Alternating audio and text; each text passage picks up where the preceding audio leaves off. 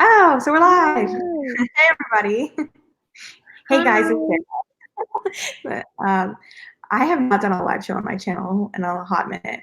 But hello, everyone. We are here to discuss Before the Devil Breaks You by Libba Bray, the third book in the Diviner series. If you've missed our other live shows, we did a live show for the first book on Emma's channel, and then we did a live show for Layer of Dreams on Monica's channel if you want to go back and watch those. Since this is the third book in the series, it's probably going to jump into spoilers fairly quickly, so stay at your own risk. Yeah, we're pretty spoilery right now. Yeah, because at this point we're like really deep in the series. But if you haven't read The Diviners, you should. It's an amazing series, and the fourth book just came out last week, so. Agreed. Also, no spoilers in the comments for the fourth book if you have read it already. Yeah. I have not. I will be so pissed if you guys spoil me. I would actually cry. We waited like an ungodly amount of time for this book. Before the Devil Breaks You came out. Do either of you know? I think it came out in 2018. It's been like 2 years, I think. Really? Wait, no. I feel like it was longer. Longer? Was it 2017? Because I think when we met Libba at Y'all Fest, I believe that was like the year that Before the Devil Breaks You came out. No, I think that was 2018. No, I went in 2017. Oh no, you're right, because I didn't go to Y'all Fest in 2019, but I went in 2018 and you didn't go. So it's been a hot minute. But I'm so excited. I'm gonna start it tomorrow. I can't wait. I might take a fantasy break in between, but I'll definitely read it soon because we're gonna do a live next month. So yeah. I'm excited. But getting started, I guess something that we can all talk about is how do we rank the books now that we've reread all three? That's such a hard question. I really feel that this series is pretty equal for me. Like, I love Book on the Diviners, and I love Layer of Dreams more. So I feel like I would put Layer of Dreams at number one. But I feel like Before the Devil Breaks You just doesn't deserve, like, none of them deserve to be spot number 3. You know what I mean? Yeah. But, it's really hard. I don't know. What are your answers? I think I would go book. This is crazy because when I read them the first time, book 3 was my favorite. And that's why I was like, guys, can I do the third live show? Because I just really liked the book the first time. I think if I would rank them now, it would go 2, 1, 3. Wild. I think mine would be the same, which is also wild to me. I felt the same. Book 3 was always my favorite. I think like book 3 came out. Actually, yeah, book 3 came out like right after I think the election or around the election. And so for me, it was like a moment of like catharsis almost. And it was like sort of just like what I needed. But now looking at it from a purely plot perspective, I don't think it's as strong as the first two. So I find myself like the second one I think is my favorite, followed by the first one, and then the third one. And I think like Sarah and I were talking about this earlier too, about like how the series was initially supposed to be longer. And so I think that might have been part of it, is like, I think that this book kind of needed to be maybe 2 to get through a lot of this stuff. If that makes sense. Right. It just kept hitting you. Like someone was just saying that they were shook from everything that happened. It's like it never stopped abusing me. You know? Especially that like whole last half. It's like I kept thinking it was, because it's been a while since I'd read it initially, so I kept thinking it was like, oh, this is the final moment before like the big final moment, and then it was like, oh no, there's still 7 more hours left, and I was like, oh. It's just like constant distress. See, I felt a little anxious. What'd you say? I said I felt anxious. Yeah. See, but I like love that. That's one of my favorite things about a book. Like when you like get to what you think is like the climax, and then you're like, wait, there's more. Wait, there's more. I love that. I'm such a plot-based reader. So I really like the fact that there's like so many different plots and like so many like strong things going on the whole time. But I do agree that it could have been like divided and expanded more. So I think that I would also probably agree that it is 2, 1, 3 for me. But I feel like they're still really, really close together. Right. No, I agree because 3 has such good commentary in it, so it's like it has a lot of good content. I think I was just being inundated so much by stuff happening that I was like, I just want to breathe. Yeah, it's definitely more complex than the Diviners, but I feel like the Diviners is so well structured. Like it's a great first installment. Right. So like it's okay. Like I think it balances out. Yeah. Mm-hmm.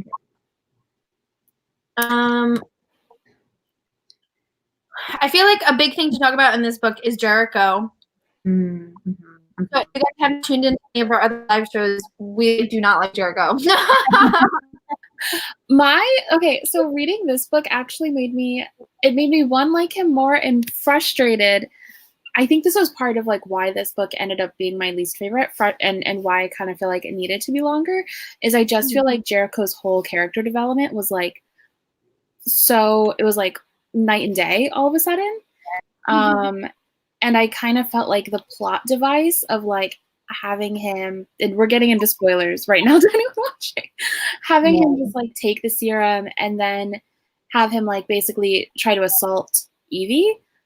And then like that's sort of the end of his like character growth with her and everything. And like that's how she ended it. I didn't love that. It felt forced and it didn't feel as like, I don't know. I feel like there was something more that was going to happen or like some sort of evolution that was going to happen that we didn't end up seeing. And so it frustrated me. And I also just like felt for Jericho's character because like none of these choices were his. Right. I also feel that way. I feel like they put his character development like in a microwave, basically. Like I feel like it was supposed to be a 6-book series. I feel like even if him attempting to assault Evie was something that Libba Bray had always wanted to do, I just feel like we needed more time because it was just like when she goes to the mansion, it's like one day they're like heavy petting and like gonna be together, and then the next day is when he takes the serum and that happens. And it's just like I couldn't. And then very soon after, I want to say like a couple days later, he's like, "I'm with Sam now." Like, okay. Yeah. I kind of agree where like I definitely empathize with Jericho a little bit more than I did the first time reading it. Because I thought back and I'm like, there have been other books where characters have done terrible things as a result of something influencing them, and like I've given them slack. So I feel like it's important to acknowledge that like this wasn't like a conscious 100% free will decision of Jericho's, but it is something he has to take responsibility for. So I wouldn't say I forgive him for it. Yeah. I felt for him a little bit more in the position that he was in. But I still don't like him. And I also agree that like his development just did like switch really quick. And so I'm hopeful that in King of Crows, like I would love to like Jericho, like leave liking Jericho. So I'm hopeful that like we'll get more attention to his character and he'll move to like a better space. Next book.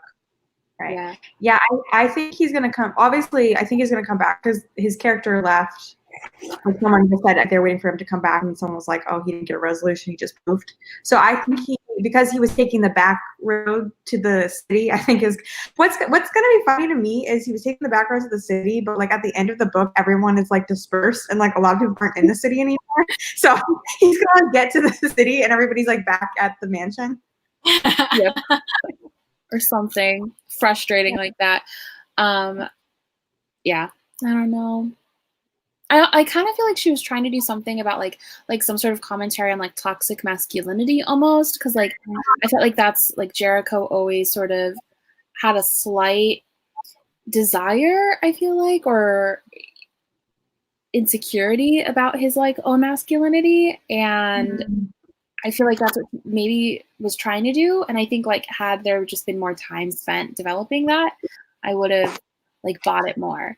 But Yeah. Yeah. And I think for me also what was like probably one of the saddest parts was like his and I like honestly his and Sam's relationship was like my favorite part of both of them.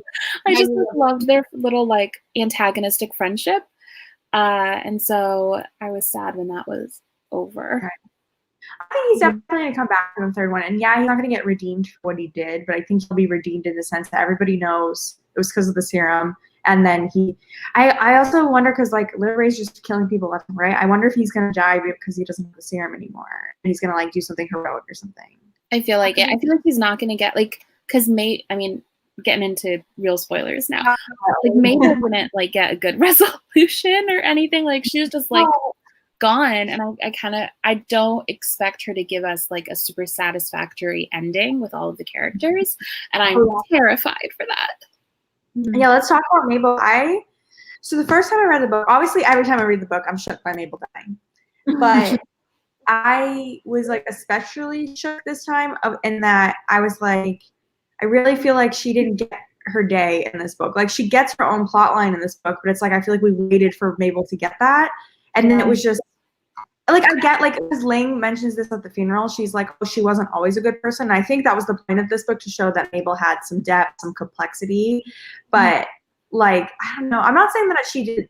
I'm like, her dying is okay. I just felt like she deserved more. Yeah. I think this is kind of where like it frustrates me as a reader, but it also like I kind of feel like it's where Libba Bray sort of diverges from YA fantasy and stuff, where like I feel like in other fantasy books, like sometimes a good character is just gonna die and that's it.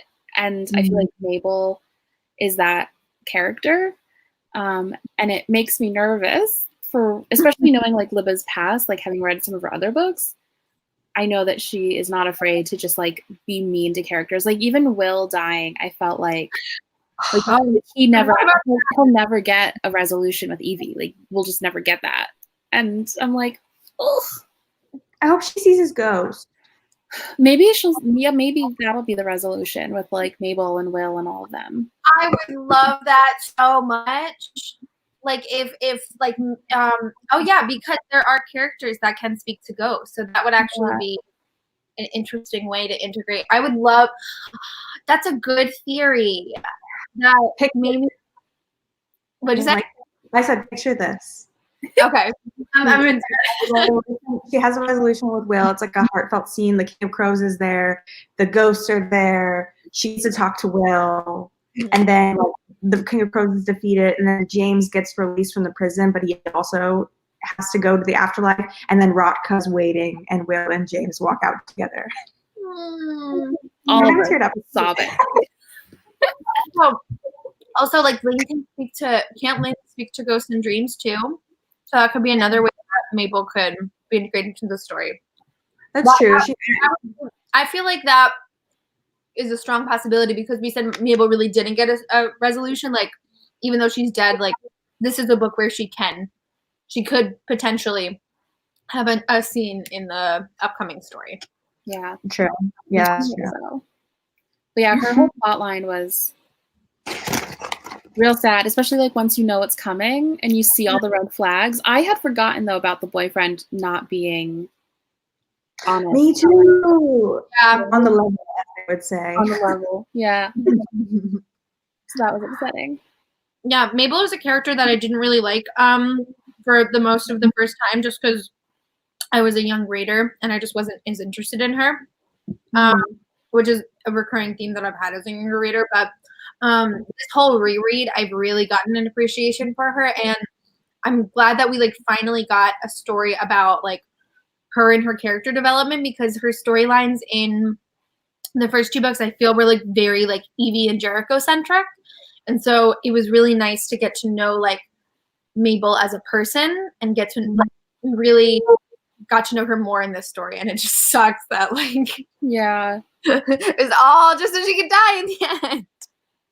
I do wonder, like, I can't help but like anytime I have like, oh, this was kind of a weak point in the book kind of moment for me to be like, I wonder if it had been split up into two, if it had been like the full 6 books, if I would have felt differently. Right. Someone just mentioned this about Mabel, about how like all she ever wanted to do was be better than Evie.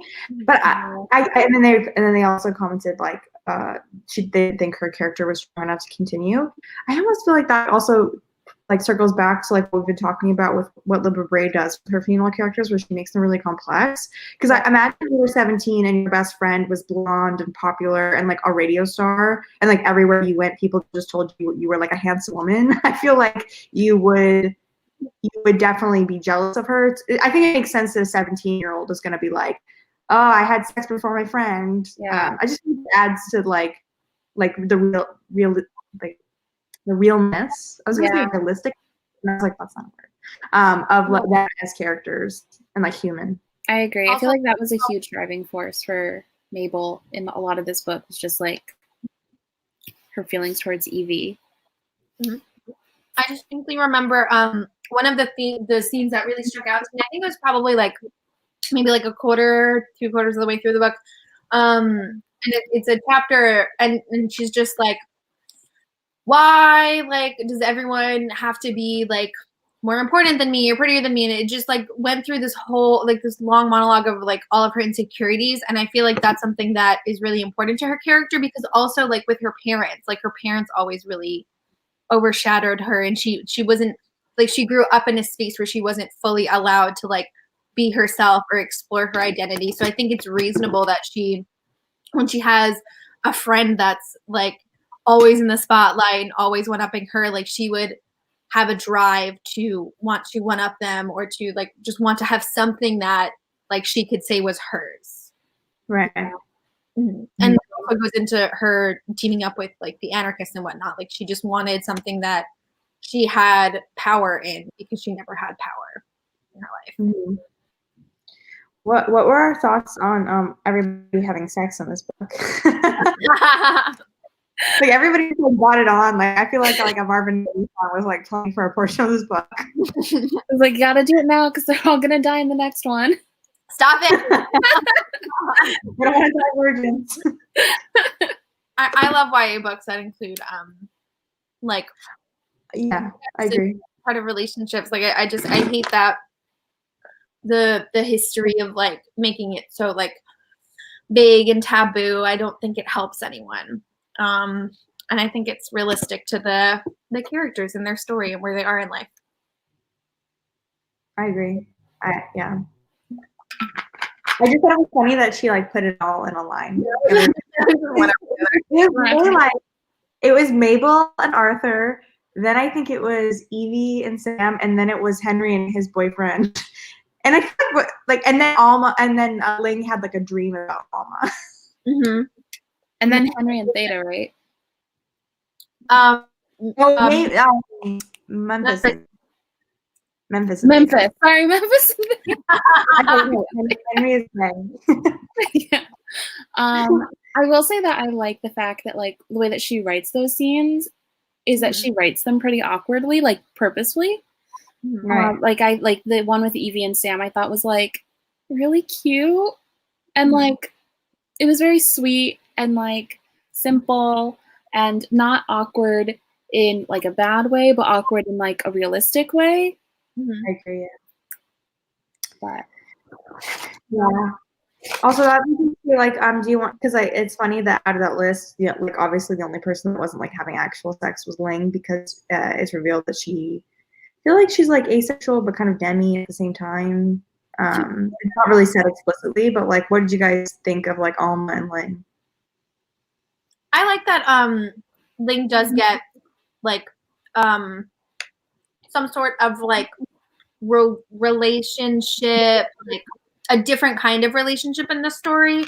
And I think that it's explored really well, because the way that it's always been described to me from other people, because they don't use any of the terminology in the book, is that she's like asexual but like romantically interested in women. That's like the way that it's always been said to me, and I think that Libba Bray did a good job of making that clear and right. to readers. Yeah. Right. And I feel I agree. like they fit too. I like them. And I think that Alma, I think I that's another thing that like I want to see more of them together in King of Crows. King of Crows. Also, a little off topic, but okay. Did Jake Marlowe end up dying during the explosion? I feel like that wasn't No. clear. Sarah, No, he got out. He was just injured, but he got out. Because remember that like one of his last scenes is him like saying like the future of America, and then he like pours his whiskey over his whole like building thing. mhm. Okay. He was grumpy at that point. With. I think that scene when I was like falling asleep, so I was like kind of like an explosion's happening, but I'm a little bit asleep. Um, What Did we miss about Bill? Wait, what were you gonna say? did we miss any of like the main deaths? Like we talked about the explosions and Will. Did we miss anyone? No, because I think the biggest deaths were Mabel and Will. Did anyone else like big die? Oh, Connor? I mean, I guess he's not a big character. Yeah, he's just chilling in the in between, in the upside down, if you will. But wasn't he like kind of killed like right at the very end? Like he was like consumed or something? Mhm. Yeah. Yeah, maybe. Well, we will see in the next book. He will also will be a ghost chilling. Him playing a role as well. What did you guys think of Bill's character in this book?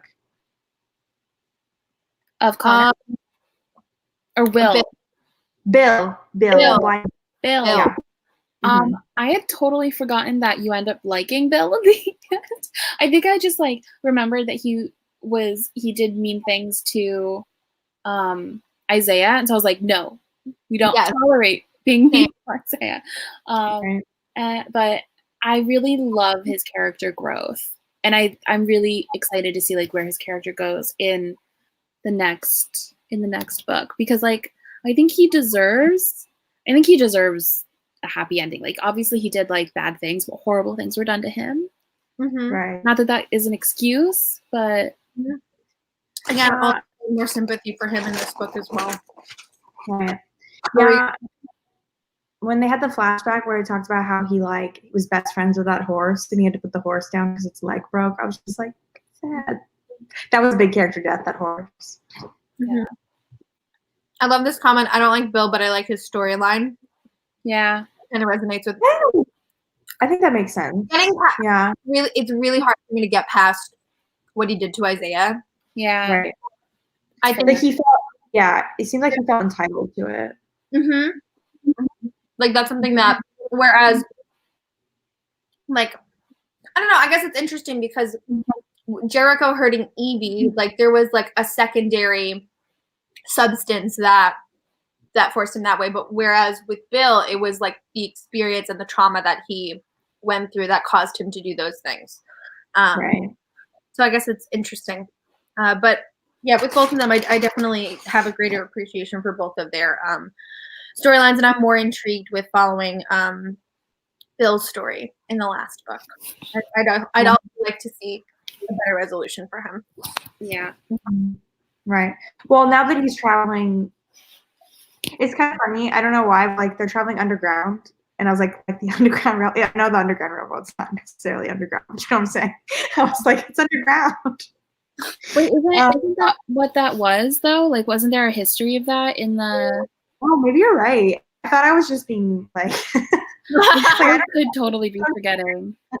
You actually might be right. Like back when there was that when Sam and Memphis, not Sam and Memphis. Well, actually, maybe Sam and Memphis when they were looking for stuff at the museum. Yeah, you're right. No, so I just pulled up a summary of Before the Devil Breaks You because I figured that would help us like get through it all. So it's the shadow men when they kill what is it? Will. When they kill Will, the two of Memphis and Isaiah run away with Bill Johnson, and Will helps them escape through the city in the old tunnels used during the Underground Railroad. So there's so I thought I was just saying that, but I was there you go. I think that like they're gonna have a little bit of a journey and they're gonna have a little bit of heart to heart. So I think Bill will get more screen time. Yeah, I'm looking forward to it. Can we talk about Data and Roy? Oh boy, I love Data so much. My girl has been through the ringer in this book, hiding her abilities, and then Roy back, having to bring up Memphis.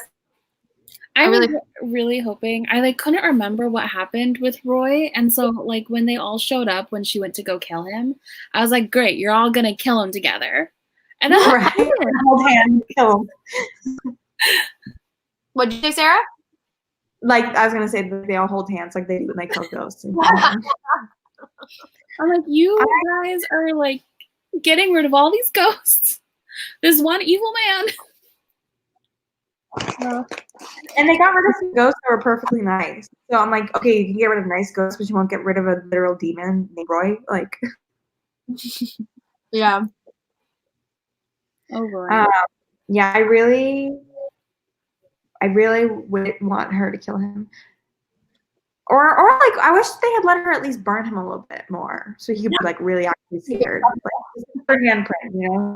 Yeah. Yeah. I just like he fills me with so much anxiety. And so I'm looking forward to his character like not existing.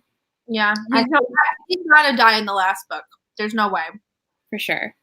I feel like Limit Bray does a good job of like putting you in the mindset of what it must feel like to be abused domestically in that way. Of like how he is such a strong character, but every time he comes around, she just like gets so like like Betty Sue-ish. Yeah. Yeah. It's like she showcases the experience really well. And she Right. makes the feel something when you're in Thea's head. Who else do you think is gonna die in the last book? I think Jericho's gone. I think Yeah. Jericho. I will riot if Memphis or Theta get a hair on their heads hurt or Evie. Do What you if Isaiah? What if Isaiah died? think like is Liberate No. to kill Isaiah? I would scream. I would be shook. I would be actually shook. Who do we think is like safe? I think some Data are safe. Yeah. I think Evie's safe. Mm-hmm.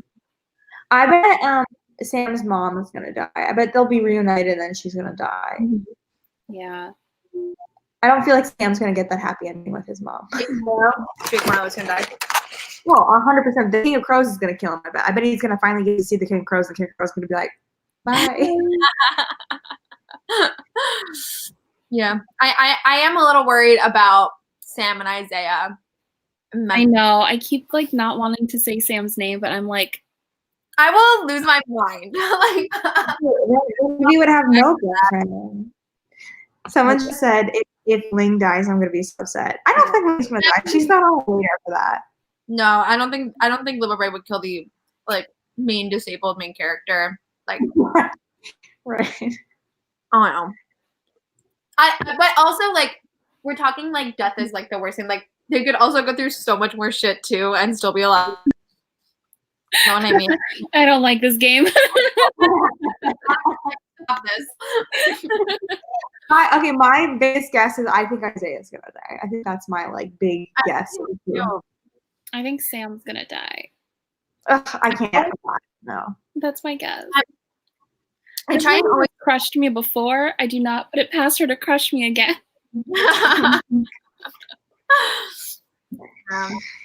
Ah. Oh, so I have like sweats just thinking about it. Oh yeah. So Monica, you put in the private chat saying James is alive? Question mark? Yeah. What's going What's our on? thoughts on that? I just think he's in limbo. Is he like maybe like Connor Flynn, where he's like kind of dead? Yep. Yeah, I feel like him and all the other soldiers are in limbo.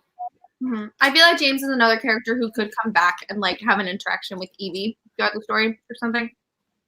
I forgot that he and Clayton were together, like a relationship together. Oh yeah, I forgot about that too. Jeez, I really forgot about that. Me too. So somebody just had a really interesting. Oops, wrong one. Sorry. We can go back to that other one later. Sorry. They said they think that Memphis will be the one to kill the King of Crows because of the photo or the painting. I think that would make sense because his mom is being held captive by the King of Crows, and like that could be like a big scene where he like, I would love gets that. And I feel like we had a couple different moments in before the double breakthrough where people like drew the future or like drew what was happening, both with Connor and Isaiah. So maybe that was another prophecy or something. Yeah, Mhm. I love that idea. Especially with like his mom and all of that. I feel like there's something more there. I'm also like interested to see like how she dives deeper into like what all the government stuff is about. Right. Because I feel like more even than the King of Crows, the like government seems even scarier. Yeah. I think that's the point. Like, I think it's a commentary of like, yeah, there's this crazy demon, but even the King of Crows says, "I'm here because of the greed and evilness of people." So it's like he is an entity built off of the people like in the government. Yeah. I like this one comment. I like the talk about depression in this book. I thought that was so well done, like with Evie and the way that she like, because I feel like they didn't really have the words back then to like talk about like depression and things like that, and the way that she describes it and like in relation to like Henry's mom, I thought was really well done and hit home. I like too that it opened up a conversation where like Sam was being insensitive, and then everybody kept telling him to be nicer, and he wasn't getting it. It's like that can happen in real life too, where people are just like, it's just a joke. Yeah. And then finally, when Henry explained why he was so upset, Sam was like, "Oh, okay, I'm sorry. I won't I won't do that again." So I feel like it was like a learning moment. It was smart, I think. I totally agree. Yeah. Do you guys have any more theories for King of Crows? I don't know. I feel like you guys like. I'm not a big like theorizer unless it's like the Mortal Instruments. Like you guys are giving me all great theories, and now I'm like, oh yeah, I want that to happen. I'd be curious to hear more. I don't know if I have any other like big theories. I feel like I talked about like some of mine in the last live show, and I don't remember what they were, but I remember liking them. Yeah. I'm kind of just trying to go into this one like blank slate and just hoping for the best, I guess. I think too much is going to happen for me to predict anything. Yeah. Like, I think we're going to get assaulted even more than the third book with things just happening. Like, I think we're going to get shook multiple times. Series finale after series finale. Moments. I'm like, that's why I think I need a break before I read it. I think I'm like not ready to be put through the ringer in that way. That's fair. That's fair. I just need to know. I haven't like read the synopsis. Me neither. I've like well, it's gonna take place in Nebraska. I remember someone telling us that on a live show because they're basically all losing the city. Oh, yeah, that's something else that happens at the end of the book. Doesn't that girl, the like other diviner who has like future telling abilities, she's in Nebraska? Yeah, right. The book. So I wonder if she's gonna be like a character. I'm intrigued. Are we getting yet another character? Yeah, I'm curious. I think her. Let me check I know it's on the recap. She's definitely evil though, because Connor told Isaiah to stay away from her. I remember she had like rotten, scary teeth. So I'm like, I thought she was like a demon, like she was like a dead diviner or something. I thought she was alive, but just kind of evil. At the very end. Oh, there's another. Oh, okay. Wait, is there another girl at the very? Not the one from the when Isaiah dreams about. Not that. It's kind of like a cutaway scene. Yeah, because a girl called Beth speaks of visions of the future. She says the diviners are coming. There are ghosts on the road. So it seemed like it was more of like a just a flash introductory scene. But yeah, at the beginning of the book is probably going to be a lot of them, if not all of them, traveling. Hi, Billy! He's standing on the table.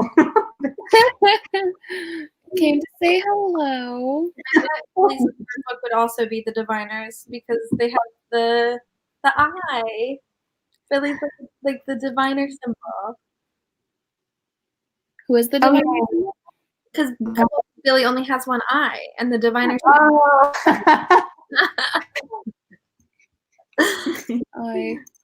She's gonna keep the eye open. No, this is the missing one. It deserves to be a Netflix show ASAP. I agree. Oh, yeah. Reading it it just works so well in my head. It's like, episodes. She writes it very episodically, like especially the third one. So much happens. I can see where all the episodes would be. Mm-hmm. I also think with the content of even just the first 3 books, it could be multiple seasons. Like I could see it like having trajectories for each season. I agree. I agree with that. Back on Sarah Beth, in the synopsis it says Sarah Beth says she knows how to stop the King of Crows, but she will need the diviner's help to do it. So in my mind, I'm like, maybe she is a good person.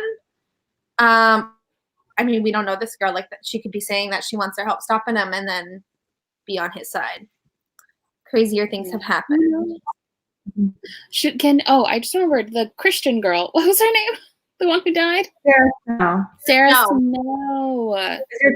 Did she accidentally put 2 Sarahs in her series? Sarah There's Beth? Sarah Beth and Sarah Snow. Interesting. I don't know. Well, I guess it's a good thing that one was killed off. That's true. They're not gonna really overlap. Mookie Reeds said, I love how Liberty went so hard on the parallels between America then and now. And I was like, yeah, especially because, Monica, you were mentioning that this came out like right near the election, and Yeah. the parallels were scary. Yeah, like even her author's note came out. Well, like she was writing her author's note, I think, right as the events in Charleston happened, the shooting in Charleston. And so like she talks about that in her author's note. One of her lines, like, I remember when I first read that line, I'd already been crying, but I like burst into tears because it was like, this is a ghost story for We Are a House Full of Ghosts or something like that. Something, sounds better than what I just said. But I love that about this book. I love that she's basically creating this like ghost story of America. And even like the whole analogy of like them trying to, instead of just like kill and hide away the ghosts, like just talk to them, and like everyone Right. mad. I'm like, this is very accurate to like this country. Right, especially that scene where Memphis, like all the slave ghosts come, and then like everybody's like, kill them, and then Memphis is like, no, these are the ghosts of our past, so we need to talk to them. Yeah, like we can't just ignore this. We have to bring light to it.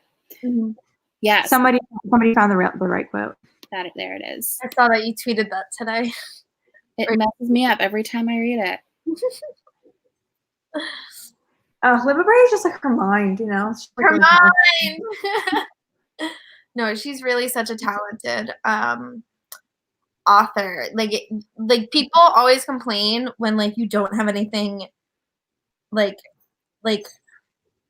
how do I put it? Like I feel like there's like very few things that I have to speak about the designers. It's like the character development of Jericho, and like the sometimes that what is it that like there's like a lot of plot and whatnot, but I feel like it's like so close to flawless in my opinion. Like I have so few things to complain about the designer series. All of them have been this quality, so I'm very hopeful that King of Crows holds up. Me too.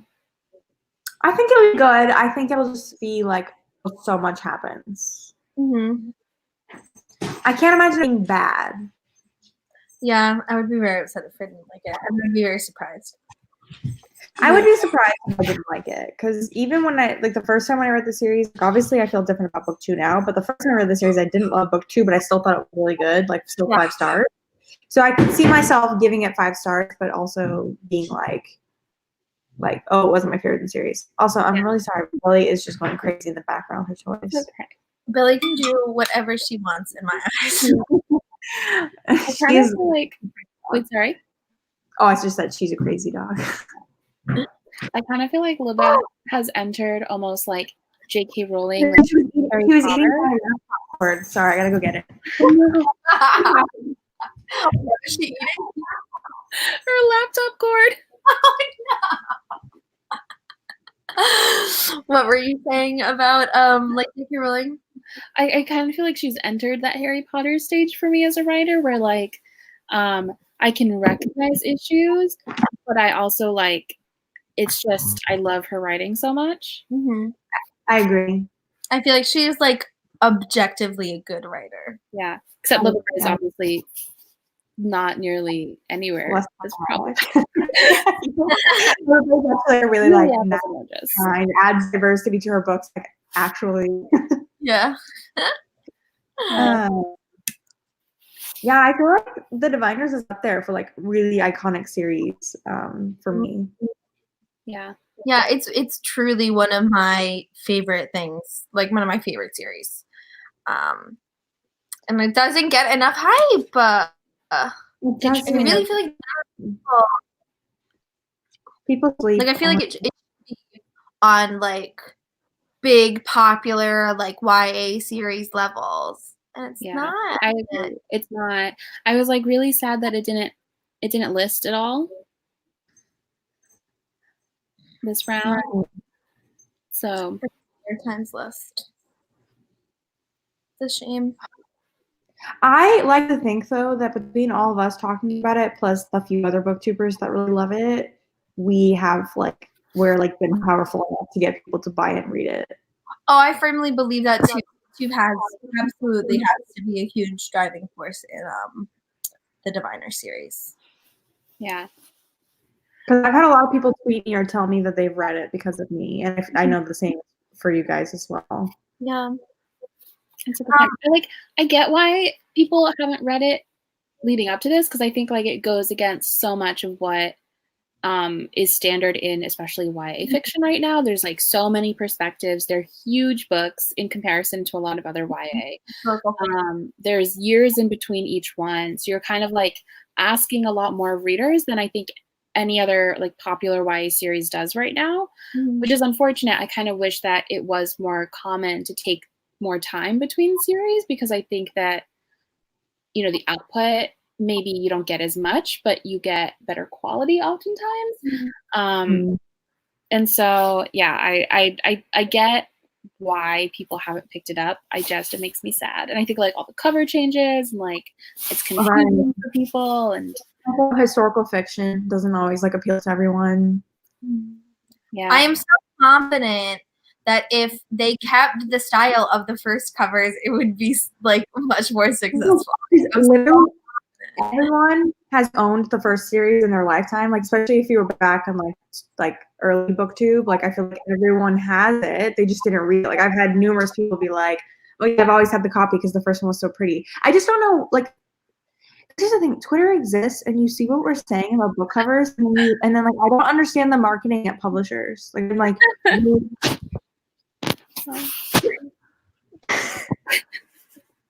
I am confusion. America explain. You know what I mean? Like, yeah, I agree. Is there anything else you guys want to talk about? I think we hit all of my points. I'm excited to discuss Crows with you all. Yeah, this is gonna be fun because this will be the first one that we're all reading for the first time. Yeah, right. We're gonna get like some interesting reactions because we processed all of these things for so long. But now it's gonna be like the deaths are gonna be fresh, guys. They are. It's gonna be like Crows like group basically. All right. It'll be crazy. I'll be here crying together. It'll be great. As we're in it together, solidarity. I think that like I feel like that's a good. We hit all the points. We did, which is weird because I feel like our other live shows have been longer, but then the book was crazier. But like I feel like because we've covered a lot of the other like stuff as we've been reading, it makes sense that we're not gonna repeat some stuff. But yeah, I'm really excited to read Camp Crows. I'm glad I saw some people in the comments saying that they read the series because of this read along, and I'm happy that join it. Yeah. We did it. My life's mission. Every October when it's like spooky season, I'm like, guys, the Diviners. Even though this isn't my favorite tattoo that I have, just because of the style, just because my taste has changed in like tattoo styles, I still am happy that I have a tattoo for the series. And I still love that tattoo of yours so much. Yeah. I get compliments on it and stuff. I think I just changed my taste. Like I like single needle and stuff now. And so I wish I had gotten like a more realistic looking eye, like more similar to the cover rather than like a design route of it, but Yeah. I'm glad that I have a tattoo for it. Mhm. It's definitely one of those books that I'm always going to recommend. Yeah, I feel the same way. Okay. Well, thank you to everyone who joined us. Yeah, thank you. See you in a month. Questions. Yeah. Yeah, and come hang out in a month. Read King of Crows and come chat with us. Yeah, we're gonna Die together. okay. Well, I guess that's it. Bye. Bye.